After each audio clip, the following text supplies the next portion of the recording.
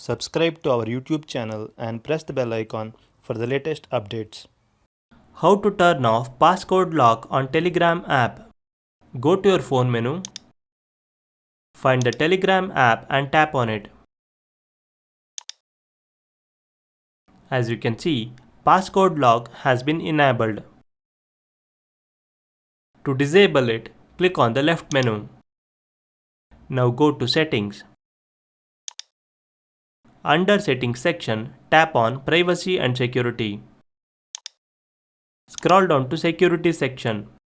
Under Security section, tap on Passcode Lock. Enter your current passcode.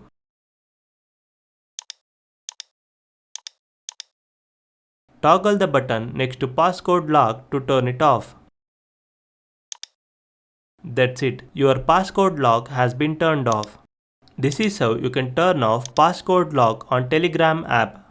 Thank you for watching.